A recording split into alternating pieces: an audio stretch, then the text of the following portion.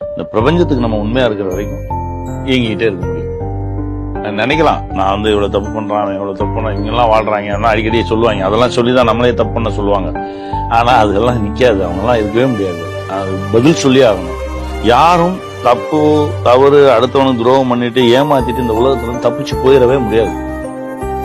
எல்லாரும் ஆன்சர் பண்ணிட்டு தான் போகணும்.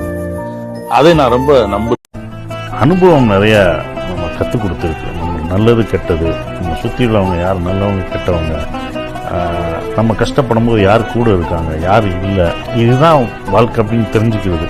ஸோ நம்ம விஷயங்களை நாம தான் பார்த்துக்கணுன்ற ஒரு இது வந்துருக்கு. நம்மளை காப்பாற்றிக்க நம்மளால தான் முடியும், வேற யாரும் ஒருத்தர் வரமாட்டாங்க. நீங்க என்னதான் இந்த உலகத்துல மத்தவங்க நம்மள தப்பா நினைக்க கூடாது, திருப்தி பண்ணணும்னு நினைச்சா நடக்கவே நடக்காது.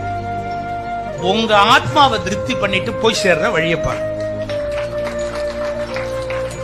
என்ன பொறுத்த வரைக்கும் 100% நான் பெர்ஃபெக்டியா கரெக்ட். இந்த நெஞ்சு நிமிர்ந்து தனக்குத்தானே இருக்கிறோம் பாத்தீங்களா, அதுதான் கடைசி வரைக்கும் நம்மளை காப்பாற்றும். அவனை திருப்தி பண்ண முடியாத ஒரு வார்த்தை எழுதியிருக்க, நல்லவனாக இரு, நல்லவனாக இரு, நிரூபிக்க கஷ்டப்படாது. பெஸ்ட். நான் நல்லவன் நிரூபிக்க கஷ்டப்படாது. யாருக்கு நிரூபிச்சு ஒண்ணுமே ஆக போறதே கிடையாது. வாழ்க்கையிலேயே ரொம்ப உபயோகமான மனிதரா இருந்து கஷ்டப்படாது. ரொம்ப உபயோகமான மனிதரா இருந்தா உலகம் உங்களை உபயோகப்படுத்திக்கிட்டே இருக்குமே ஒழிய உங்களை வாழவே விடாது. ஒரு நிமிஷம் கூட உங்களுக்கு இந்த உலகத்துல வாழ ரொம்ப யூஸ்ஃபுல் பர்சன் தான். உங்களை கசக்கி புரிஞ்சுட்டு தான் மறு வேலை பார்க்கும், உங்களை உபயோகப்படுத்தும். ஆனா உங்களை நிம்மதியா வாழ விடாது. இது ஒரு பெரிய சீக்ரெட் லைஃப். இந்த உலகம் அப்படிப்பட்ட உலகம் சார். உங்களை அவமானப்படுத்தினவங்களை ஜெயிக்கணும்னு சொல்லி வாழ்க்கையை சுருக்கிக்காதீங்க.